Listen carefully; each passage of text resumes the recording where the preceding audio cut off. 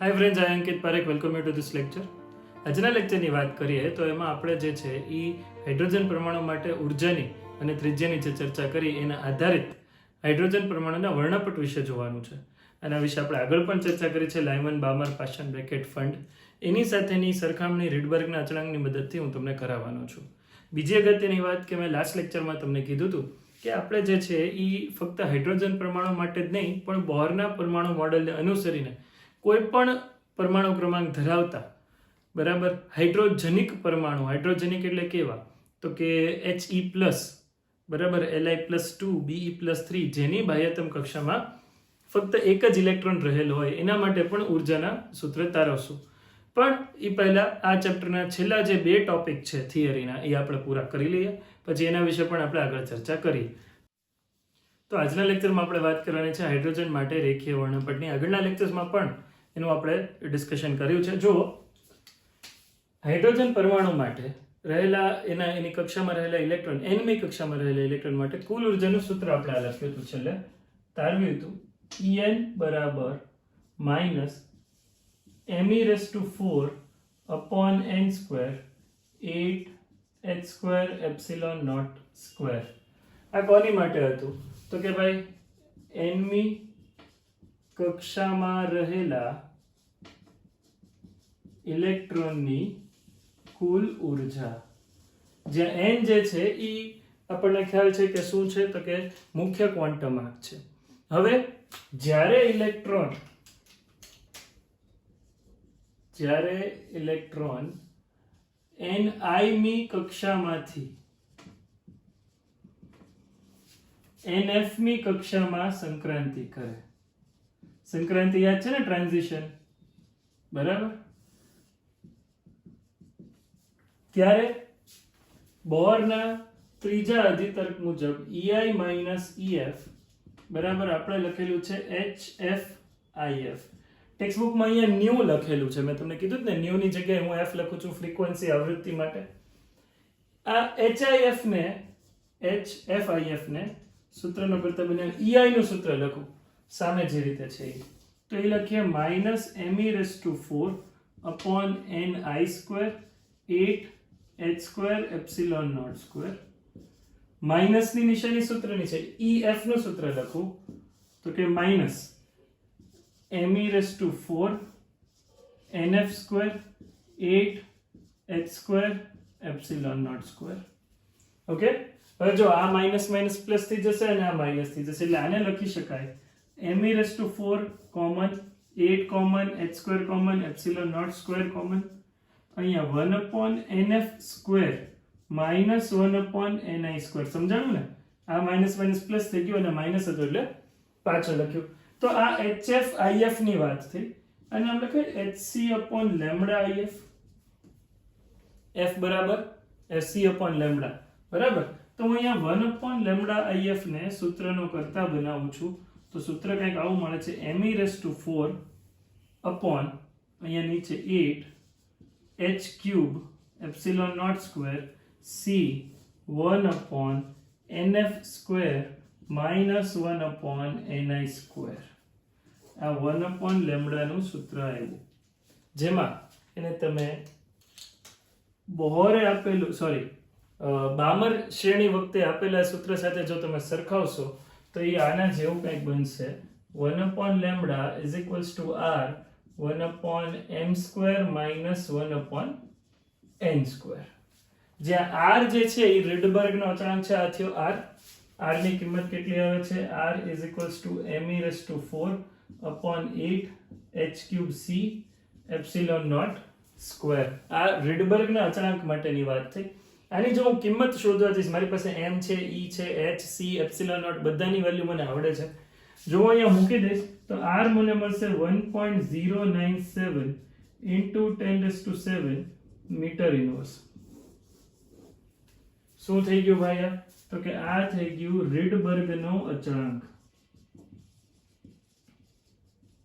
જો આમ જોવા જાવ તો બોહરનો જે ત્રીજો અધિતર્ક હતો કે I માંથી F મી કક્ષામાં આવે અને લકીલી જો આમ હોય EI > EF, જો આ કન્ડિશન હોય તો આટલી ઉર્જાનું શું થશે?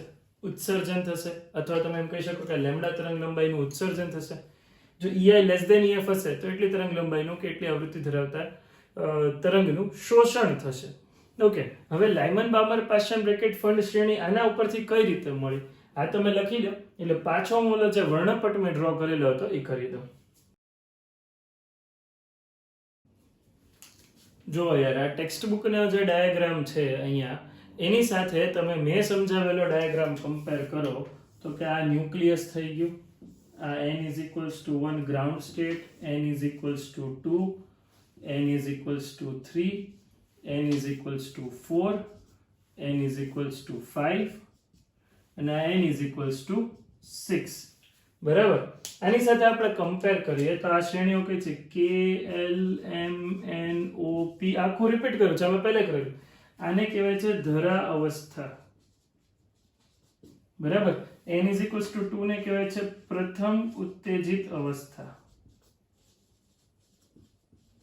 ખ્યાલ આવી ગયો? એવી રીતે n equal to 3 ને દ્વિતીય ઉત્તેજિત અવસ્થા કહેવાય, તૃતીય, ચતુર્થ અને પાંચમું. બરાબર.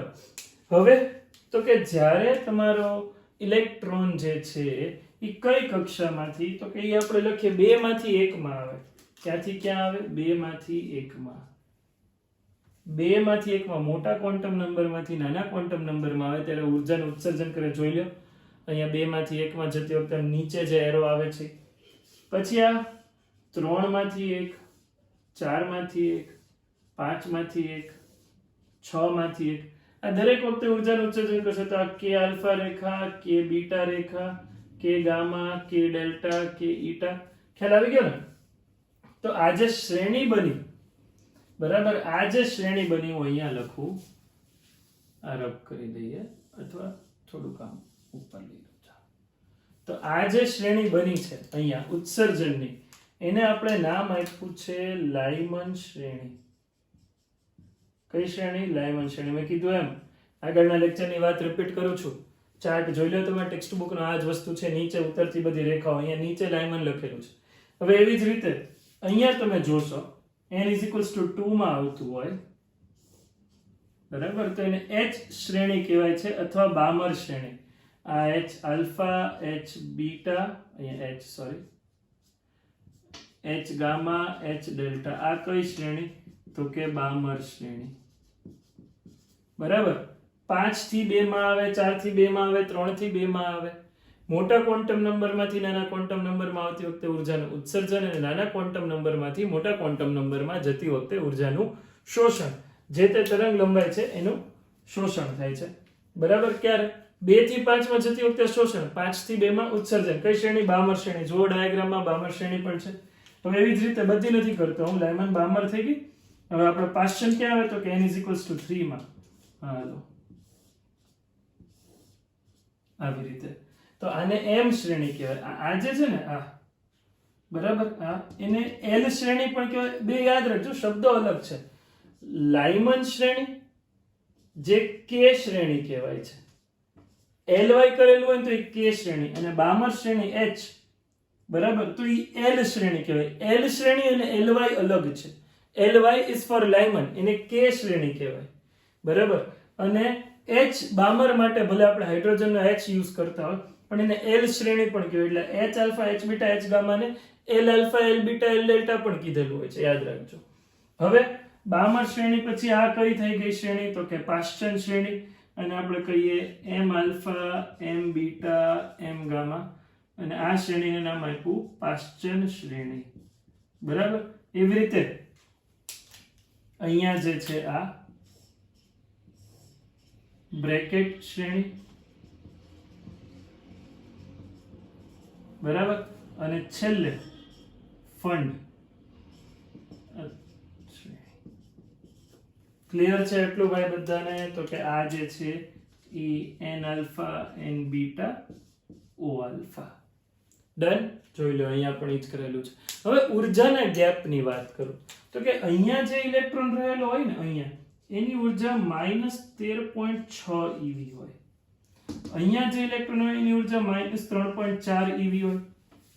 ત્રીજી કક્ષામાં હોય તો એની ઉર્જા -1.55 EV હોય કુલ ઉર્જા, અહીંયા 0.85 EV હશે. તો હવે કોઈ તમને એમ કે ભાઈ બીજામાંથી પહેલામાં કૂદકો માર્યો, સાંભળજો, બીજામાંથી પહેલામાં -3.4 થી -3.6, તો એ 10.2 ઇલેક્ટ્રોન વોલ્ટ જેટલી ઉર્જાનું ઉત્સર્જન કર્યું હોય. તમને કોઈ એમ કે ભાઈ ત્રીજામાંથી, અહીંયાથી ત્રીજામાંથી દ્વિતીય ઉત્તેજિત અવસ્થા એટલે n બરાબર 3 માંથી પહેલામાં પાછો ગયો, તો એને 12.1 ઇલેક્ટ્રોન વોલ્ટ જેટલી ઉર્જાનું ઉત્સર્જન કરેલું હોય. એના અનુરૂપ અહીંયા જે તમને દેખાય છે એ છે ઉર્જા વર્ણપટ, અથવા તમે કહી શકો કે હાઇડ્રોજન પરમાણુ માટે રેખીય વર્ણપટ. ઓકે, આ લખી નાખો તમે. એટલે આપણે નેક્સ્ટ જે લાસ્ટ ટોપિક છે બોહરના અધિતર્ક આધારિત જ છે, જેમાં ડી બ્રોગલીની સંકલ્પનાનો ઉપયોગ કરેલો છે, એ આપણે સમજીએ.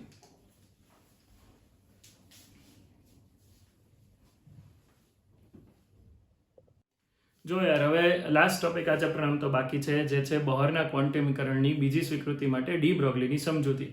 સૌથી પહેલા તો હું તમને ડી બ્રોગલીનો યાદ કરાવું, પછી બોહરની બીજી સ્વીકૃતિ ઉપર પણ જઈએ આપણે. આ કેમિસ્ટ્રીમાં તમે ભણ્યા છો ડી બ્રોગલીની સંકલ્પના જે છે કોની માટે, તો કે ડી બ્રોગલીની દ્રવ્ય તરંગની સંકલ્પના. બરાબર. શું હતી? અતિશય સૂક્ષ્મ કણો, પ્રોટોન, ઇલેક્ટ્રોન, ન્યુટ્રોન જેવા માઇન્યુટ જેના ડાયમેન્શન છે, જેનું દળ ખૂબ જ અવગણી શકાય એટલું નાનું છે, એવા કણો m દળનો કણ v વેગથી ગતિ કરે તો એ કણ જે છે એ તરંગ પ્રકૃતિ પણ ધરાવે છે. અને આ તરંગ પ્રકૃતિ હોય તો એની તરંગ લંબાઈ હોય, જેના માટે આપણે કીધું છે લેમ્બડા તરંગ લંબાઈ h/mv. લેમ્બડા બરાબર આપણે લખીએ છીએ h/mv. આ એક વસ્તુ મગજમાં રાખીએ. તરંગ લંબાઈ કોની થઈ ગઈ? તો કે દ્રવ્ય તરંગની તરંગ લંબાઈ. દ્રવ્ય તરંગની, આ ગમે તેને ન લાગુ પડે આ સંકલ્પના, અતિશય સૂક્ષ્મ કણોને જ લાગુ પડે. જ્યાં m છે એ દળ છે અને v જે છે એ વેગ છે કણ માટે. h તો ખબર જ છે, પ્લાન્કનો અચળાંક, એટલે હું નથી લખતો. બરાબર.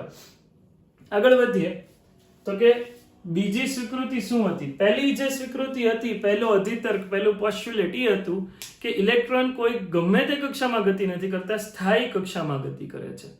સ્થાયી કક્ષાની વ્યાખ્યા, એની કન્ડિશન એ આપણે બીજી સ્વીકૃતિમાં કીધી હતી કે ઇલેક્ટ્રોન માટે mvr બરાબર h/2π નું પૂર્ણ ગુણક, એટલે આપણે કહી શકીએ nh/2π, જે અહીંયા n લખતા હતા. nમી કક્ષામાં ની ત્રિજ્યા અને અહીંયા n એટલે nમી કક્ષામાં રહેલા ઇલેક્ટ્રોનનો વેગ, જેને આપણે કીધું છે કોણીય વેગમાન ln. બરાબર. nમી કક્ષામાં રહેલો ઇલેક્ટ્રોન જે છે એનો કોણીય વેગમાન h/2π ના પૂર્ણ ગુણકમાં જ હોય, જે nh/2π જેટલું હોય. આ ફિક્સ્ડ વસ્તુ છે. ક્યાં કીધી છે? તો કે બીજી સ્વીકૃતિમાં વસ્તુ. આ બીજી સ્વીકૃતિની આપણે ગાણિતિક સાબિતી સમજીએ. હવે આના અનુસાર ડી બ્રોગલી એવું કીધું કે ઇલેક્ટ્રોન જે છે, આ જુઓ તમે, આ ઇલેક્ટ્રોન જે છે, બરાબર, આ હાઇડ્રોજન પરમાણુ, અહીંયા રહેલો કોઈક ઇલેક્ટ્રોન v વેગથી ગતિ કરે છે, આપણને ખબર છે, અને આ કક્ષામાં ભ્રમણ કરે છે, અને આ કક્ષાની ત્રિજ્યા આપણે rn કહીએ, nમી કક્ષા. બરાબર. તો આ ભ્રમણ કરે છે ને જ્યારે, તો એ તરંગ સ્વરૂપ ધરાવતો હોય. કયું સ્વરૂપ ધરાવતો હોય? તરંગ સ્વરૂપ. તો એની ગતિ કંઈક આવી રીતે હોવી જોઈએ. એની ગતિ જે છે એ કંઈક આવી રીતે હોવી જોઈએ, એવું કહેવા માંગે છે. ધ્યાનથી સમજજો. આ શૃંગ, આ ગર્ત. જો તો તરંગ ગતિ થઈ, આ શૃંગ, આ ગર્ત, એક લેમ્બડા પૂરું થયું. આ શૃંગ, આ ગર્ત, આ શૃંગ, આ ગર્ત, આવી રીતે. ખ્યાલ આવે ને તમને? આ માર્ગ ઉપર તો ગતિ કરે જ છે, પણ કેવી રીતે? આ એનો ગતિનો માર્ગ થયો. તો એણે એવું કીધું, ધ્યાનથી સાંભળજો આ વસ્તુ, કે 2πr કોણે? ઇલેક્ટ્રોને કાપેલું અંતર. ઇલેક્ટ્રોને કાપેલું અંતર 2πrn. 2πrn પરિઘ જેટલું જ અંતર કાપે ને, એક આખું વર્તુળ પૂર્ણ કરે, એક ભ્રમણ પૂર્ણ કરે, તો 2πrn જેટલું અંતર કાપે. એ કેટલું હશે? તો કે n લેમ્બડા. લેમ્બડાના પૂર્ણ ગુણકમાં.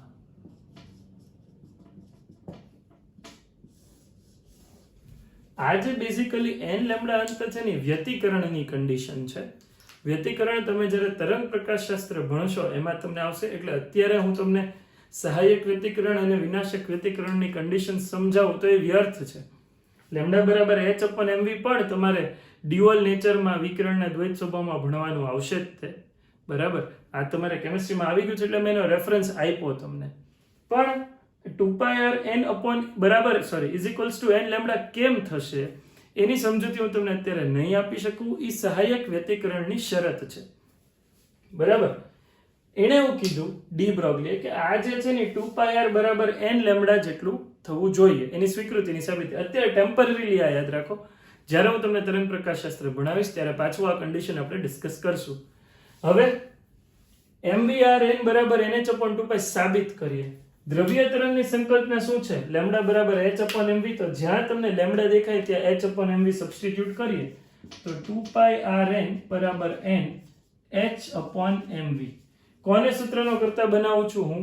તો કે હું અહીંયા mvrn ને સૂત્રનો કરતા બનાવું છું. આ vn કહી દયો. nમી કક્ષામાં ઝડપ શું છે આ? તો કે n જે છે ઈ મુખ્ય ક્વોન્ટમ આંક છે. ખ્યાલ છે ને મુખ્ય ક્વોન્ટમ આંક શું છે? અથવા કક્ષાનો ક્રમાંક, જેની કિંમત 1 2 3 ઈ જ રીતે હોઈ શકે. અને 2π નીચે જવા દો, h/2π, અને અહીંયા n તો હતો જ તે. જો તો આ mvr બરાબર nh/2π સાબિત થયું ને, આ જે છે ઈ સાબિત થયું અહીંયા. કોની મદદથી? તો કે ડી બ્રોગલીની સંકલ્પનાથી અને સહાયક વ્યતિકરણની શરતથી. અહીંયા શું થશે કે આ સતત આવી રીતે પરિભ્રમણ કરતો હોય, ધ્યાનથી સમજજો, આ સતત પરિભ્રમણ કરતો હોય તો ઓવરલેપ પણ કરવાનો છે. એટલે સંપાતીકરણ વખતે આમાં પણ નોડ્સ અને એન્ટી નોડ્સ બને, બરાબર. ઓલું નોડ્સ એટલે એનું ગુજરાતી બોલે નિસ્પંદ બિંદુ, અને એન્ટી નોડ્સ એટલે પ્રસ્પંદ બિંદુ. પણ એ મેં તમને કીધું એમ કે તરંગ પ્રકાશશાસ્ત્રમાં આપણે પાછી ચર્ચા કરશું. અત્યારે તમે યાદ રાખો કે 2πr બરાબર n લેમ્ડા થવું જોઈએ. ઓકે, તો mvr બરાબર nh/2π જે છે એ બોહરની બીજી સ્વીકૃતિ થઈ, જેના માટે આપણે ડી બ્રોગલીની સમજૂતીથી કર્યું, રાઈટ. હવે ધારો કે આ n બરાબર ત્રીજી કક્ષા હોય. n બરાબર કેટલામી કક્ષા છે? ત્રીજી. તો આવા કેટલા બનાવશે? ધ્યાનથી સમજો. 1 2 અને 3. આ 1 2 3. કેટલા લેમ્ડા કર્યા? જો આ 3 લેમ્ડા. એના અંતર કઈ રીતે? અહીંથી શરૂ કરો, અહીંથી આ 1 લેમ્ડા, અહીંથી આ બીજું 2 લેમ્ડા, અને અહીંથી આ ત્રીજું લેમ્ડા. એટલે ટોટલ કેટલું થયું? 3 લેમ્ડા. અહીંયા જો આ n કેટલામી કક્ષા છે? આ ચોથી કક્ષા હશે. હું કઈ રીતે કહી શકું કે આ ચોથી કક્ષા માટે જ છે? તો કે અહીંયા જો આ 1 લેમ્ડા થયું કમ્પ્લીટ, આ બીજું લેમ્ડા કમ્પ્લીટ થયું, આ ત્રીજું કમ્પ્લીટ થયું, અને આ ચોથું. તો ટોટલ કેટલું અંતર કાપ્યું? 4 લેમ્ડા જેટલું અંતર કાપ્યું ને. એટલે અહીંયા કહી શકીએ 2πr બરાબર 4 લેમ્ડા, તેથી n બરાબર 4. અહીંયા કહી શકીએ 2πr બરાબર 3 લેમ્ડા, તેથી n બરાબર 3. તો આવું કોઈ પણ માટે, આવી કોઈ પણ કક્ષા માટે, nમી કક્ષા માટે, આ nમી કક્ષા હોય, અહીંયા ન્યુક્લિયસ છે અને એની ફરતે ભ્રમણ કરતા ઇલેક્ટ્રોન માટે આપણે આવું લખી શકીએ. આ પ્રકારનું ભ્રમણ થશે. તો nમી કક્ષા માટે 2πrn બરાબર n લેમ્ડા. યાદ કરો, ઓલાને આપણે સ્ટેશનરી ઓર્બિટ કીધી હતી, સ્થાયી કક્ષા, સ્થિર કક્ષા. આને કહેવાય છે પરમિસિબલ ઓર્બિટ, માન્ય કક્ષા. આનું નામ આપ્યું છે માન્ય કક્ષા, પરમિસિબલ ઓર્બિટ, બરાબર. એના માટેના અમુક મુદ્દાઓ છે જે હું વાંચું છું, તમારી સામે આવશે, તમે જોઈ લો, સમજી લો. છતાં ન સમજાય તો તમે મને પૂછી શકો છો, બરાબર. તો આ મુદ્દાઓમાં પહેલું જે છે કયા? તો કે બોહરના, હવે જે મારે ચર્ચા કરવાની છે ને યાર, એ છે બોહર માટે એના જે પરમાણુ નમૂનામાં અમુક આપણને મર્યાદાઓ જે કીધેલી છે એના વિશે આપણે ચર્ચા કરીએ છીએ અત્યારે. બોહરના પરમાણુ નમૂનાની મર્યાદાઓ. પહેલી મર્યાદા, બોહર મોડેલ હાઇડ્રોજન જેવા પરમાણુઓને લાગુ પડે છે અને ફક્ત 2 ઇલેક્ટ્રોન ધરાવતા હિલિયમ જેવા પરમાણુઓ સુધી પણ લાગુ પાડી શકાતું નથી. ફક્ત હાઇડ્રોજનિક પરમાણુ. નેક્સ્ટ લેક્ચરમાં આપણે એનું ચર્ચા કરવાની છે. હાઇડ્રોજન જેવા પરમાણુઓ માટેના બોહરના મોડેલની પદ્ધતિએ એક કરતાં વધારે ઇલેક્ટ્રોન પરમાણુઓના વિશ્લેષણનો પ્રયાસ કરવામાં આવ્યો હતો, પરંતુ એમાં કોઈ સફળતા મળી નથી. એટલે આ હાઇડ્રોજન પરમાણુ પૂરતું મર્યાદિત છે એવું કહી શકાય. દરેક ઇલેક્ટ્રોન ધન વિદ્યુતભારિત ન્યુક્લિયસની સાથે જ નહીં પણ બીજા બધા ઇલેક્ટ્રોન સાથે પણ આંતરક્રિયા કરે છે. તે હકીકતમાં જ મુશ્કેલી રહેલી છે. બોહર મોડેલની રચનામાં ધન વિદ્યુતભારિત ન્યુક્લિયસ અને ઇલેક્ટ્રોન વચ્ચેનું વિદ્યુતબળ સંકળાયેલું છે.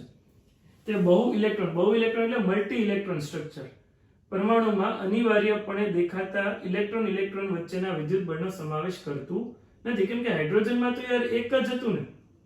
હાઇડ્રોજન પરમાણુ મોડેલની જો તમે વાત કરો તો એમાં તો એક જ હતું, એમાં તો વધારે હતા નહીં, એટલે કોઈ ટેન્શન નહોતું. પણ આમાં સારું વિચારવું એટલે પડે કે અહીંયા જે વાત કરી છે એ મલ્ટી ઇલેક્ટ્રોન્સ માટેની વાત છે.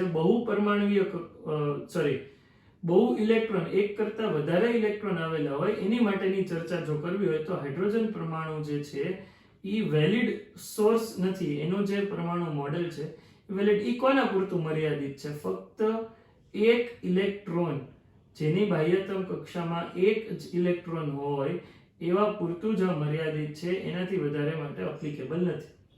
બીજી મર્યાદા એવી છે કે બોહર મોડેલ જે છે એ હાઇડ્રોજન પરમાણુઓ વડે ઉત્સર્જિત પ્રકાશની આવૃત્તિઓનું સાચી રીતે પૂર્વાનુમાન કરે છે. એટલે કઈ ડાયમંડ બામર પાસ્ટન શ્રેણીની વાત થઈ. તેમ છતાં આ મોડેલ વર્ણપટનીમાં આવૃત્તિઓની સાપેક્ષ તીવ્રતાઓ સમજાવી શકતું નથી.